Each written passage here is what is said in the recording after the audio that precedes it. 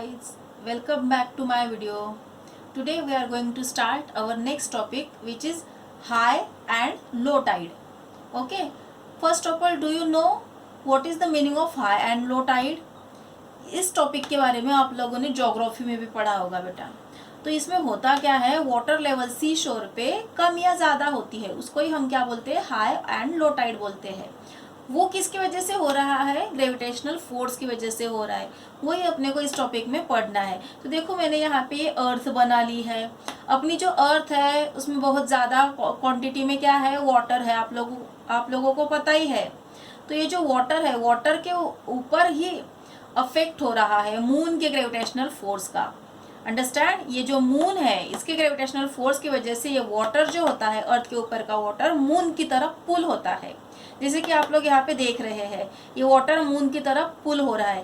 That's Y C शोर पे water की लेवल यहाँ पे बढ़ जाती है, उसको हम बोलते हैं high tide. Understand. Any problem. और दूसरी बात आप लोगों को क्या याद रखनी है बेटा, कि ये जो हाई टाइड एक लोकेशन पे है तो उसके 90 डिग्री पे लो टाइड होती है. जैसे कि यहाँ पे हाई टाइड है तो इसके 90 डिग्री पे यहाँ पे क्या है, लो टाइड है. इसके 90 डिग्री पे आप लोग देखेंगे तो यहाँ पे हाई टाइड है. अंडरस्टैंड. मतलब हाई टाइड दो जगह पे आती है दिन में 2 बार, और लो टाइड 2 जगह पे आती है दिन में 2 बार, एट फिक्स इंटरवल के बाद, रेगुलर इंटरवल के बाद ये होता रहता है, because of the gravitational force of moon.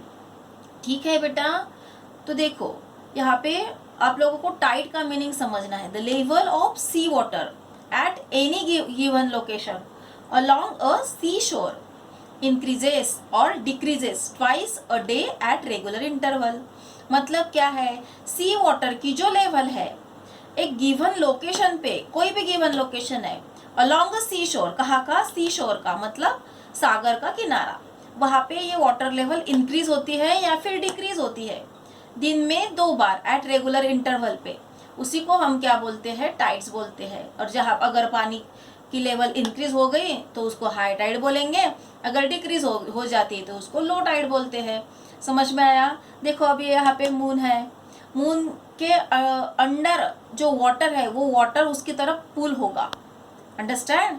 और उस पोजीशन पे ये लेवल बढ़ जाएगी, उसको ही हम हाई टाइड बोलेंगे. अंडरस्टैंड. और इसके 90 डिग्री पे लो टाइड. ठीक है.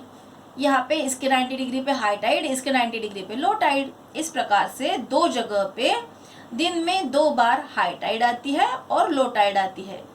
तो आई होप आप लोगों को ये high tide and low tide का टॉपिक समझ में आ गया होगा. चलो अब नेक्स्ट टॉपिक हम पढ़ेंगे. अपना नेक्स्ट टॉपिक क्या है, अर्थ ग्रेविटेशनल फोर्स. अर्थ का gravitational force it is denoted by F. Capital F से डिनोट किया जाता है. ये जो अर्थ होती है, अर्थ जो है उसके अराउंड जो भी कोई ऑब्जेक्ट है उसको अपनी तरफ खींचती है. अर्थ attracts every object near it towards itself. उसके आजू बाजू जो भी ऑब्जेक्ट है या फिर उसके ऊपर जो भी ऑब्जेक्ट है उनको वो अपनी तरफ खींचती है. ये जो अट्रैक्शन होता है, the attraction is towards the centre of the earth. Attraction earth के सेंटर की तरफ होता है. Hence, the gravitational force of the earth acts towards the center of the earth. इसीलिए जो ग्रेविटेशनल फोर्स है कहाँ पे एक्ट होता है, अर्थ के सेंटर में एक्ट होता है. और इसी वजह से जो सभी ऑब्जेक्ट है वो वर्टिकली डाउनवर्ड डायरेक्शन में अर्थ पे गिरते हैं. अंडरस्टैंड. जैसे कि आप लोगों को समझने के लिए एक एग्जांपल बताती हूँ कि आप एक स्टोन लीजिए, उसको अपवर्ड डायरेक्शन में थ्रो कीजिए. हमने एक स्टोन लिया, जैसे कि ये एक पेन है मेरे पास, इसको मैंने अपवर्ड डायरेक्शन में थ्रो किया तो ये एक स्पेसिफिक डिस्टेंस पे ऊंचाई के ऊपर की तरफ गया.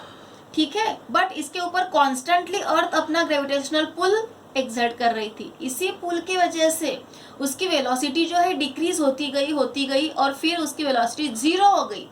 जैसे उसकी वेलोसिटी 0 हो जाती है तो वो नीचे गिरने लगता है. अंडरस्टैंड. इसी प्रकार से अर्थ का ग्रेविटेशनल फोर्स एक्ट होता है. ठीक है बच्चों. नेक्स्ट टॉपिक अपने को क्या बताया गया है कि जैसे आप लोगों को पता ही है कि एप्पल अर्थ के ऊपर गिरता है, तो फिर क्वेश्चन ऐसा आता है, क्या अर्थ भी एप्पल की तरफ अट्रैक्ट होती है? ऐसा क्वेश्चन है आपके बुक में पूछा गया है. तो आंसर क्या है कि हाँ, अर्थ भी एप्पल की तरफ अट्रैक्ट होती है, बट वो मूव नहीं हो पाती बिकॉज ऑफ इट्स हेवी मास। उसके हेवी मास की वजह से वो मूव नहीं हो पाती है। अंडरस्टैंड। नेक्स्ट क्वेश्चन ऐसा आता है कि एप्पल तो अर्थ के ऊपर गिर रहा है, लेकिन मून अर्थ के अराउंड जो घूम रहा है वो अर्थ के ऊपर क्यों नहीं गिरता? सैटेलाइट जो घूम रहे हैं अर्थ के अराउंड वो अर्थ के ऊपर क्यों नहीं गिरते? तो इसका आंसर भी अब हम इसी टॉपिक में समझ लेंगे। तो इसका आंसर क्या है बेटा कि ये जो मून है, आर्टिफिशियल सैटेलाइट्स है, ये अर्थ के अराउंड घूमते रहते हैं विथ अ वेलोसिटी। उनकी अपनी एक वेलोसिटी है, वो वेलोसिटी की वजह से अर्थ के अराउंड घूमते रहते हैं। अंडरस्टैंड। और एक स्पेसिफिक ऑर्बिट में घूमते हैं और इसी की वजह से वो अर्थ के ऊपर गिरते नहीं। अगर उनको वेलोसिटी नहीं रही तो वो भी अर्थ के ऊपर गिरेंगे। क्या आप लोगों को ये आंसर समझ में आ गया बेटा? I hope guys you understand this topic. अगर आप लोगों को मेरा वीडियो अच्छा लगता है, टीचिंग अच्छी लगती है, तो please like, share, subscribe and comment my channel. Okay student.